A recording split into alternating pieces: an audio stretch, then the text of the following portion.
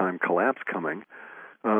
We may get to a period here, let me see, that's maybe a month and a half, where we'll start seeing the reverse of the falling prices. We'll see that everybody's scrambling to keep up with rising prices that will be changing on a pretty much a daily basis, from trip to trip to trip to the store, as we get hit by the combined impact of the dollar going south and basically being abandoned as the global currency, and then the actual cost of everything showing up internally here. We're 6% of the population of the planet. We consume 40% of the resources. Ooh, wow. Yeah, we've either got to learn to get along on that 6% of the resources, or figure out a way to pay for it. And the pity of it is, look at the country we're in. We're chock full of stuff we could be doing here, but our entire industry has been sold to China. Right. And of course, if you take what's going on at the top part, and I don't know what the percentages are, but it's less than 10% control most of the the assets in the world. So we don't have to live in a poverty consciousness state. Everybody should have the ability to have food and water and relatively free energy, if not free. And that's the big problem that's going to happen, because the oil has been clung to for so long, and the electricity so that it can be metered. And we're just on the verge of getting the technologies out there. If they'd stop killing off the people, then the big impediment.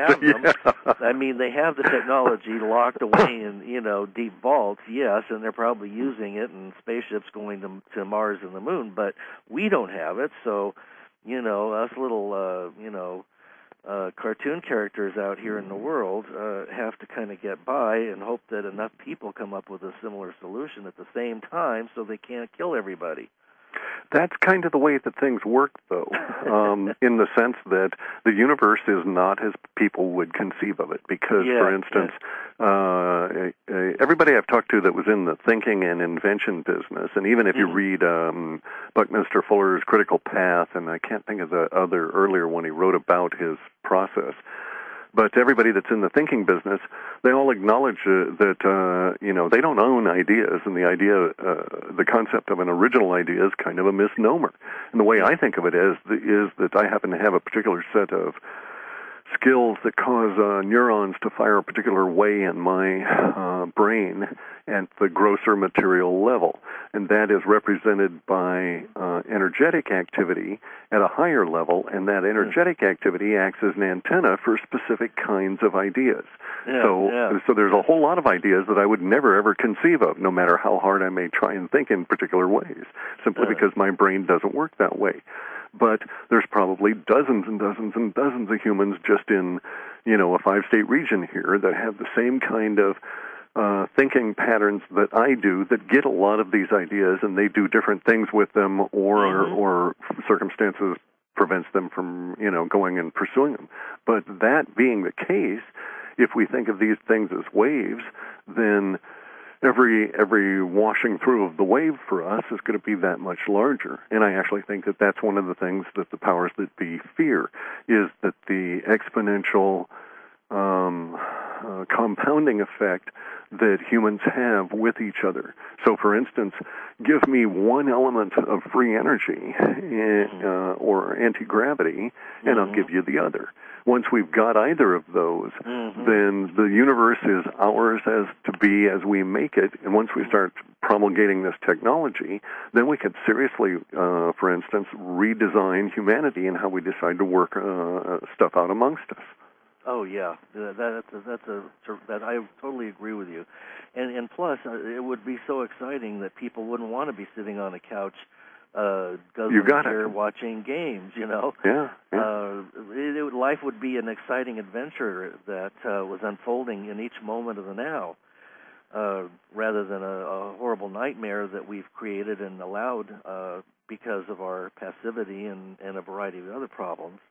Well, we have to. I don't know that we can take responsibility that way and cast ourselves as victims. I'm not into that. My approach is to say that we've been duped and we've been poisoned, which impacts our neural capacities. We've been vaccinated and all of this kind of stuff, and it was all done deliberately. There's a certain amount of acquiescence if you continue to accept it, but I cut humans some slack because we've been basically sold a bill of goods from the minute we're born, and all of society is cooperating with it. So it's awful hard to break out of that. Right. No, you're absolutely right. The generational thing that goes on with the bloodlines, the powers that be have the advantage of being around for thousands of years prior to and after our being here. So we come in forgetting, and we're kept forgetting from the moment we come in. So plus they do other things like do everything they can to shorten the lifespan so that you don't have the ability to have multi-generational, effective, meaningful contact that way, That's right. And then on top of that, making trillions of dollars off of pharmaceuticals by keeping us alive with diseases that they create. In order to sell you the treatment, not the cures. Right. And then in the meantime, they're spewing out, Alzheimer's by the ton into the upper atmosphere, Yeah, absolutely. So, hey, we've got to understand we've got a heavy load against us. This is a very real war. We are somehow, I think, a prize in this war. That's the curious part of it. We're not a pawn.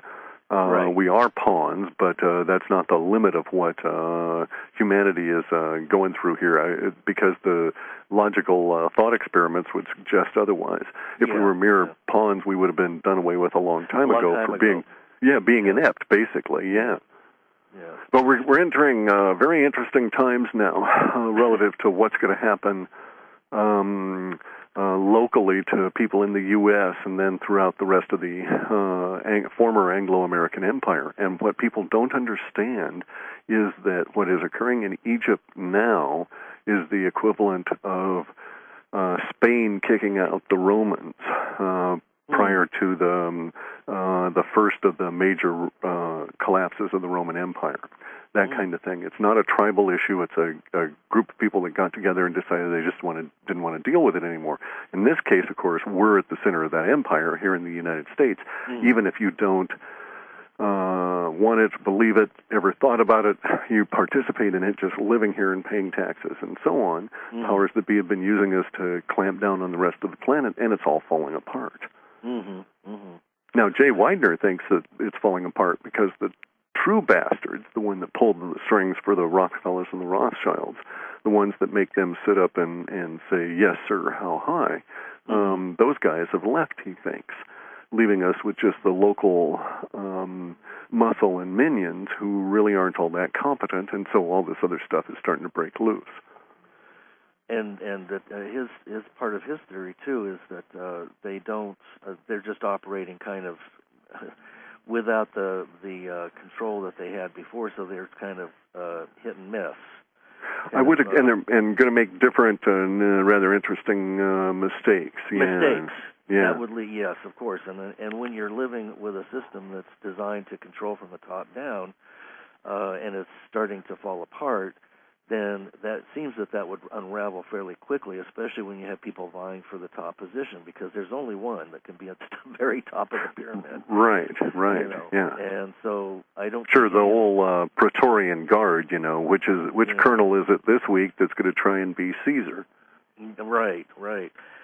But I can't help but feel that that's all interconnected to the space wars that you and others are talking about and seeing that are going on, and possibly in other, I mean, I know it sounds kooky, but in other dimensions that we're not able to... Well, lots of people say other dimensions, and from my viewpoint, that language should be clarified. Because if you say another dimension, to me, that has a context of you could, for instance, imagine yourself stepping from this dimension into that other dimension as though through a Stargate kind of an apparatus or a shimmery mirror kind of a thing, or wavy air or something, right?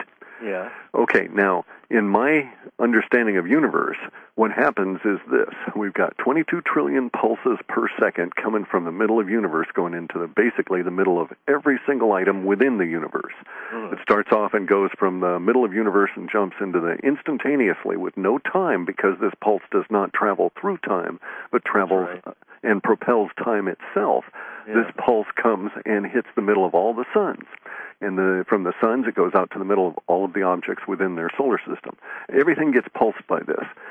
So this 22 trillion times a second is the basic beat, if you will, of the universe, the basic vibratory frequency. Now, everything within the universe operates at some subset of that. And our poor brains, limited by the five-sense mind, of visual acuity basically being the limiting factor, we operate at basically, as we know from the movies, you can trick us into, if we see enough still pictures fast enough, we think there's moving action. And this is movies and video, et cetera, et cetera. And so our brains operate at maybe, if you're really, really, really, really good with your eyes, it may be as fast as 60 frames a second instead of the 22 trillion. So for us, another dimension is actually the 61st frame per second speed. Mm-hmm. For most people, it'd be 35 frames per second or 45, because their eyes don't allow them to operate that fast. Mm-hmm. But imagine a hummingbird, flapping its wings in front of you. Mm-hmm. It may flap those things at 2,000 beats per second. You're not going to visually perceive them.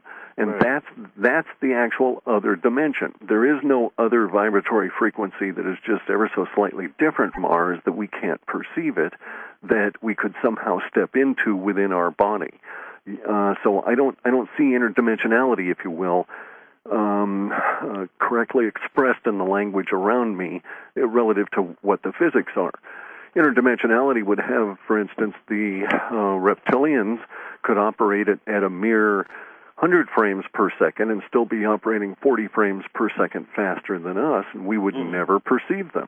And they could be here in the same physical space, although to our frame of reference, they wouldn't be here in the same physical time. Right. Okay, and but that's actually what we're describing when we say another dimension. I'm glad you clarified that, because